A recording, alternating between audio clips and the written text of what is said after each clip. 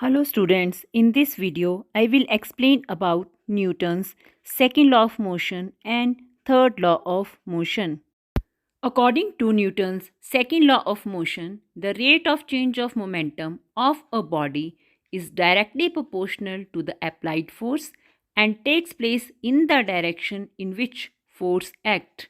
Force is directly proportional to change in momentum and inversely proportional to time taken. More you apply the force, more will be change in momentum. And if time taken for the change in momentum is more, the impact of the force will be less, and vice versa. Newton's second law of motion can be formally stated as follow.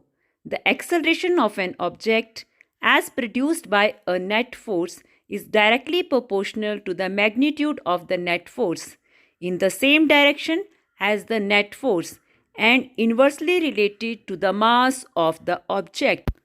According to Newton's second law of motion, if you apply more force to an object, it accelerates at a higher rate. If the same force is applied to an object with greater mass, the object accelerates at a slower rate because mass adds inertia. This implies that acceleration is directly related to the force applied and inversely related to the mass of an object. More you apply the force on an object, more will be the acceleration. And if same force is applied on object having more mass, there will be less acceleration. SI unit of acceleration meter per second square, SI unit of force, Newton, and SI unit of mass in kilograms. Three forms of the second law. We can find out the value of acceleration if we know the value of net force and mass. We can find out the value of force if we know the value of acceleration and mass. And we can find out the mass of an object if we know the value of force and acceleration. Direction of acceleration. Speed increases when the net force is in the same direction as the motion, and speed decreases when the net force in the opposite direction as the motion. 1 Newton is the force required to produce an acceleration of 1 meter per second square on a body of mass 1 kilogram. Newton's second law proves that different masses accelerate to the earth at the same rate but with different forces. We know that objects with different masses accelerate to the ground at the same rate. However, because of the second law, we know that they don't hit the ground with the same force. Newton's third law of motion. Newton's third law of motion states for every action there is an equal and opposite reaction.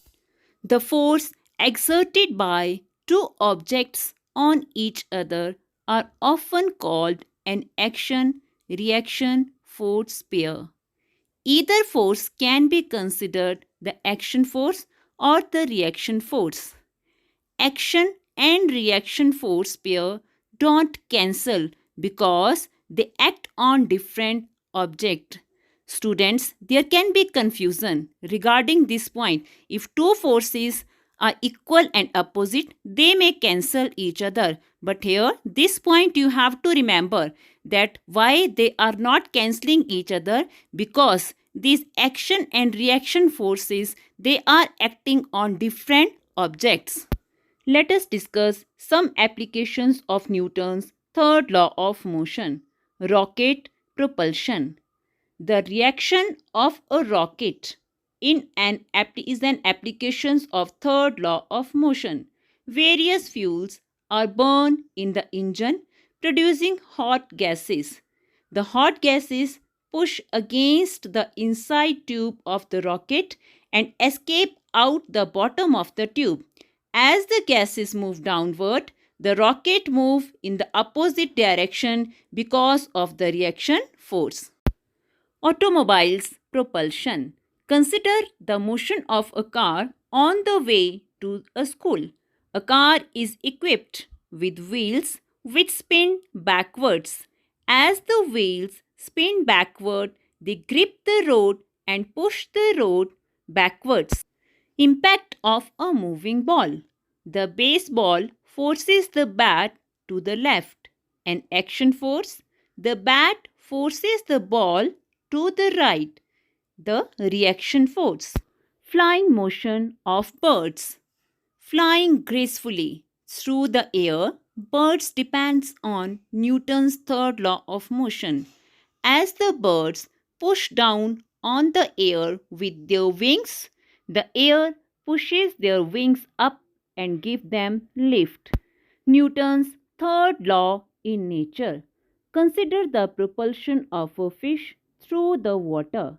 A fish uses its fins to push water backwards. In turn, the water reacts by pushing the fish forward, propelling the fish through the water. The size of the force on the water equals the size of the force on the fish. The direction of the force on water is backward is opposite the direction of the force on fish forward. More examples of Newton's third law. As the sailor jumps in the forward direction, the boat moves backward. And when the air comes out from a balloon, action air rushes down, reaction balloon goes up. A forward force on bullet and recoil of the gun. Swimmer pushes the water in the backward direction, action force, and water exert a force on the swimmer, that is reaction force. You pushing on the ground, action force, and ground pushing on you, reaction force. Hammer on the nail. Students, these were few examples of Newton's third law of motion. Thank you.